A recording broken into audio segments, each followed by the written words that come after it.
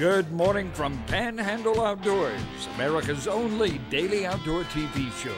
Your source for fishing, hunting, and information for folks who enjoy the great outdoors. Now sit back, relax. It's Panhandle Outdoors. Good morning, folks. Welcome to Panhandle Outdoors. I'm Winston Chester. I'm so glad here on this Friday morning, March the 1st. We're tickled to be here, and January, February is over with, and March is always a big month. And we got so much to do this month, and we got a big show. People so excited they called me already, and but y'all just wait and call me after the show. So our weather day brought to us by Haney Technical Center. It's going to be up to 71, low of 63, and water temperature now is 64. And I'm beginning to see a little bit of a trend that may be settling in now around 64 now for a couple of days, and then start going up a little bit more next week. Our river readings. Apalachicola at Bluntstown, 15.5 and steady. That's high. It's going to be high this weekend if you get on the river. And also the Choctahatchee at Caryville, 7.2. It's going up. We have some rain this week, so the Choctahatchee will be going up. And both rivers are still high. Tide chart brought to us by Kent Forest Lawn. Looking on today's tides, good strong tide. The low tide this morning at 3:49 and high be 5:28. So 5:30 be the high tide coming in all day. And we're going to have a south-southwest wind coming in about 10 during the day and then subsiding to about 4 in the later afternoon. All right, let's take our break. We'll be right back with our special guest. Welcome back, folks, and welcome to our guest this morning, Chris Gardner. Good morning, Chris. Hey, good morning, Winston. Thanks for having me. Glad to have you. Marine biologist at the local NOAA lab out here at Panama City Beach. And I asked him, how long? Well, tell us your background first. Yes, sir. Well, I'm a local boy. I grew up here. You know, you couldn't keep me off the water. My parents turned me loose with a 13-foot Boston whaler when I was pretty young, and we tore up the bay, and you know, that's spent every moment I had either fishing or outside or scalping in St. Joe or you know, just anything. You went to Surfside, then Bay High School, yes, and then sir. Gulf Coast. Gulf Coast, and that's where I ended up at NOAA. I had a professor there, Dr. Linda Fitzhugh, who was a good friend, and she saw something in me and said, you need to get out to the NOAA lab. And so she made that happen, and that's been a long time ago. So. And you're still working on some advanced work? Yes, sir. Yes, sir. So I did my went to Gulf Coast and then did my undergraduate degree at University of South Florida down in Tampa. And during that time, I worked between NOAA and the Fish and Wildlife, and then got back here full time and. I've been working on a master's degree at the University of Florida for a long time. That's awesome. And then married and 2 kids. And, yes, sir. And your dad watches the show? My dad, Jim Gardner, is a very avid watcher, and he keeps up with things. And yeah, you got to see. We've been talking, and I said we got to get him on. Absolutely. We got so much stuff. Yeah, he's really the reason I'm here today, because you know my dad, every time he was going outside, he took me, and you know that's really put an interest early on. I try to do that with my kids also. That's a great testimonial. And like I said, he's brought all kinds of stuff, and basically now he's a researcher. He don't make policy or anything. He don't make the laws. No. Okay? He and his guys and his boss is Guy Davenport. I had a guy's daughter in class, and he's a great boss, isn't he? Absolutely. Guy's an excellent man. Runs a real tight ship over there. Yeah, so. And we've been out there before. If you remember, we've done some video out there in the lab and all. So we're going to start on basically tell folks basically what you do. Yes, sir. So my job is we do independent surveys. So we go out and look at the snapper grouper complex and things like that. And we're trying to figure out how many there are. Not to make the regulations, but just to give the people who do some ideas of if the population is going up or down, fish are getting bigger or smaller. And so a lot of that we do with remote sensing work, either side scan sonar to go find the habitat. And then our main tool is video. So we put cameras down, and we work with a couple different organizations. We work with another NOAA lab in Pascagoula who does some of the offshore work. Okay. And we work with Fish and Wildlife, the Fish and Wildlife Research Institute down in St. Pete. And so between the 3 of us, we kind of cover the entire state. And we go from inshore to offshore. We put down thousands of cameras every year, count relative abundance. And the cameras we use are stereo cameras. So what that does is it gives you almost like a 3D image, where it has 2 images of the same thing at the same time, and we can measure any fish that comes in front of the camera within about 1% accuracy. That is so cool, and for all of us to go offshore, we've all sat on in a boat and wondered, you know, how that look down there, you know. Oh yes, sir. How's that look down there? And like in the old days, we get old, you know, black and white picture of just sand. Well, it's more than that out there. It is not a desert. That's you know, that's a big thing for me. We look at artificial reefs too, but a lot of it's natural bottom. You know, we're blessed up here in the Panhandle. We have some of the highest rates of limestone hard bottom in the Gulf of Mexico. Well, it's amazing that we just what you hit on and we talk about it. There's great bottom out there. A lot of it's never been touched before. Oh, never been touched. Never been touched. And Still out it's there. real. Some of it's hard to find. You know, we have some real big ledges and things that are relics of old shorelines from you know when the water level was lower. You know, 15,000 years ago. And that's what old timers would do. They'd drag around and they found some kind of bottom, some kind of, they call it rocky bottom. And Yes, sir. That's what they were doing way back 100 years ago. Oh, yes, sir. Of course, they weren't doing it like this, like you guys. No, it's not fair now. We got so many pictures to show and everything. So we walk us through this first set. We're going to show a little set before this break real quick. So tell us about this first picture. Yes, sir. So what that is, that's a side scan sonar image and then a corresponding video picture of the bottom, and that's off of Carabel. And what that is you see a roadway that's directly underneath the boat, and we drag this torpedo-looking thing behind us, and it looks out about 150 yards to the side. Okay. And it shows us if you see a shadow, that's where we have something tall like a rock. Yeah. And you can even see the sand ripples there. That's just good bottom right there. Wow. All right, this picture. All right, that is a picture of some gag grouper and vermilion snapper and a rock formation, and that is probably about 60 miles offshore Panama City, about 300 feet of water. Oh, my that's goodness. out at the Madison-Swanson Reserves. That's like a poster right there. Oh, absolutely. All right, what's here? All right, that's our workhorse. That's a stereo camera array, and what that is we have 4 of those big cameras, and I'll show you guys one in a minute. And we have them pointing in 4 directions, so we can, you know, no matter where it lands, we should be able to see the habitat. That's cool. All the way around it then. Yes, sir. Okay. So we drop it down and leave it unattended, and so it sits on the bottom and tries to disturb the fish as little as possible, so we can see, you know, so we don't draw in too many or push too many away. That's cool. All right, there's a picture off Panama City, and we've got looks like a red grouper, a scamp, and then a whole bunch of lionfish. And I'm sure y'all talk all about those. Yeah, that's another story. Wow. Yes, sir. There's some hard bottom, and that's off of Navarre. Okay. That's a pretty well-known rock formation, probably about 100 feet deep or so. Wow, beautiful. Yes, sir. Now this talking about beautiful. All right, this is Florida cheating a little Keys. bit. Oh no, this is right off here, about 150 feet deep. Oh my goodness. That's some of that limestone rock, and you can see there's lots of, you know, soft corals growing on it, and sponges, and all kinds of, you know, algae and coral and algae, and wow. that's a scamp down in a hole there. Well, when you sent this to me, I said, well, he's been down in the Keys taking pictures, and I just. Oh no, sir, that's right off here. Isn't that amazing? All right, we're going to take a break. We've got a lot more to show you, so we'll be right back.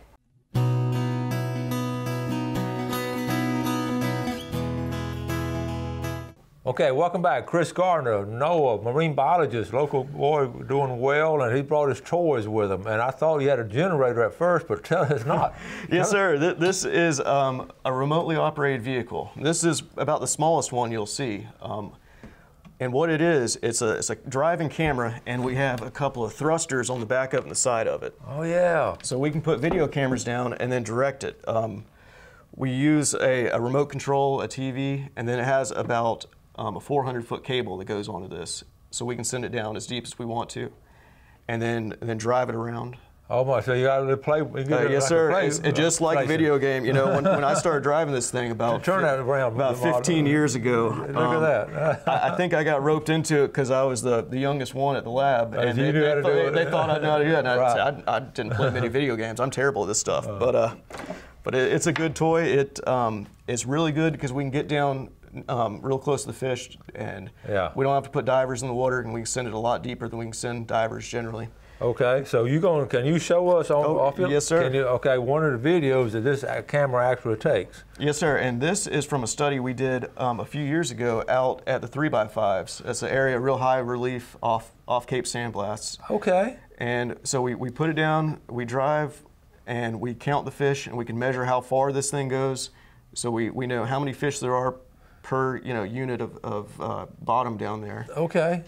So you know what size bottom you have. Yes, sir. And you were mentioning you only count the whole fish or something, or how do you do that? Yes, sir. So we do a real conservative estimate. We count the most we can see at one time when we're doing our general counts, and then we'll do a time track where we'll drive and count the fish also. And you may see, let me play this one more time. Okay. You might see some red dots on there. Those are scaling lasers that we turn on. Okay. And those are set at 50 millimeters, or just about 2 inches apart. Okay. So if you see 2 dots on the fish while it's perpendicular to you, you know how big those dots are, and we can extrapolate how big the fish is. That's amazing. That's amazing. Yes, sir. That's cool. So, all right, we got this one. So now you also have another toy. Can you get it up here? Yes, sir. Well, let's see if I think here, I'll take this one out of your way. This is pretty heavy. Yeah, it is. I like a generator. Oh, yeah. All right. So what this is another tool we use, and this is it looks intimidating, but it's just a big pressure housing with a computer inside of it. I'll go and sit it here. And it's a stereo video camera. Okay. So we will. What is it? So sit down here. We drop these down and point them in all 4 directions so we get the full view, and we'll get a video off the bottom screen.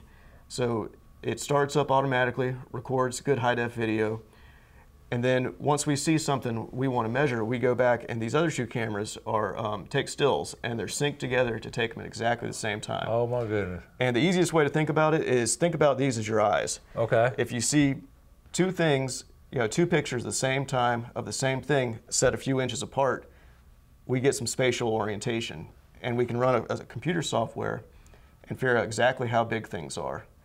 And so we can measure all the fish down to about 1% of their size. Wow. Anything that comes within about 20 feet of the camera. Wow. And that's just huge information for the stock assessors. This is fairly new compared to what we had. Well, this is relatively new. The technology's been around for 20 years. Yeah. The Australians started doing it, and it's the implications for fishery management, because not only know basically how many are down there, at least a relative number, but we can tell are they a bunch of really young fish just coming in that are being get legal sized in 2 or 3 years? Yeah. Or is it a bunch of big fish or a healthy mix of That's everything? cool. When you first walked in this morning, I thought you had an air tank or something. Yes, sir. I looked at it and said, man, that thing's something. Yeah, well, it's heavy duty because we throw it off the back of the boat, and I've sent this one down at least 400 feet, and I know it'll go a lot deeper. Goodness gracious. And so you take, okay, you got any videos of this particular one? Or? Oh, yes, sir. I'll show. We're sort of winging it today, folks. This is really cool stuff. This is our scientific community doing, valid research, real research. Well, we do our best, and we try to take cues from everybody on the water also. You do? You spend a lot of time with the captains? And yes, sir. I spend a lot of time on the water, and I spend a lot of time talking to captains. And we have a program, it's called the NOAA Cooperative Research Program, and we've been using it for the past few years to fund a lot of my work. And we work with commercial fishermen and recreational fishermen and use their boats and use their knowledge. And tell you what, those guys can put a camera on a spot. They never miss. Yeah. And they have, they love seeing the research. Yeah. And it really integral part of it. Yeah, you're a good friend of mine that I fish with. I'll go somewhere with Billy Arthur. Yes, sir. We're scheduled to go out with Billy doing some side scan work here as soon as we get cleaned up from the storm. That's good. You got a couple other videos. We've got a little bit of time for the break. And yes, sir. Here's a video from that stereo camera. From this camera we just showed? Yes, sir. This is the high definition portion. And what this is offshore of Carabel. Okay. And this is some of that limestone bottom I was talking about. And it's really like, this one's it's like looking at an aquarium, honestly. Now, the water isn't always this clear, but we've got good rocks down there, lots of good sponges, and just a lot of different fish species.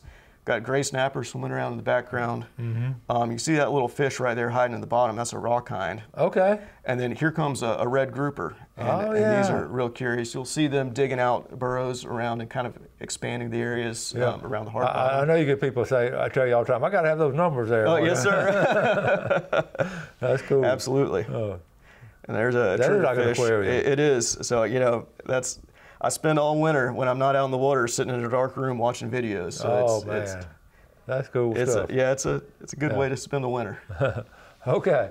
All right. You got another one? Or yes, sir. I'll show you a video. Let me show you one more from that ROV. And this is another one out from the 3x5s. And if you guys are familiar with 3x5s, it's an area, the old timers called it that because it was 3 to 5 fathoms of relief. That's how high the rocks were. Okay. And so this is again with that that ROV. So this one is movable. We're sitting here driving it like a really expensive video game. Okay. And you see the gray snapper down there. And if you look in the background, you'll see a big old ship's anchor. It looks like something off a pirate ship. Oh man, look at that. Yeah, that is an old anchor. Of course, you show us the fishermen, they're going to notice that gag there also, because that's a real nice gag. But you can see those dots on them, and that's an old anchor. And you know, a lot of people don't realize this, but people have been snapper fishing off the Panhandle for a long, long time. Yeah. Back in sailing ships where they'd bring the fish back alive in wet bottom hole boats.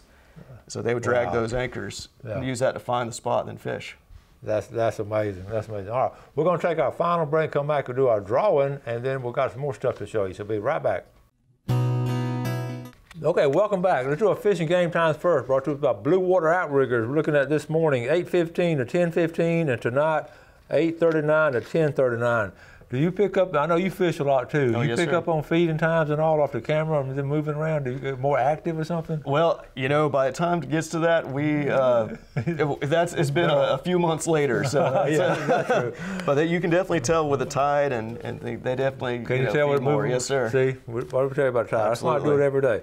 I had names: Mark Lane, Weewall; Kim Lane, Weewall; Star Good, Lynn Haven, and we're going to add also Lauren Good, Lynn Haven.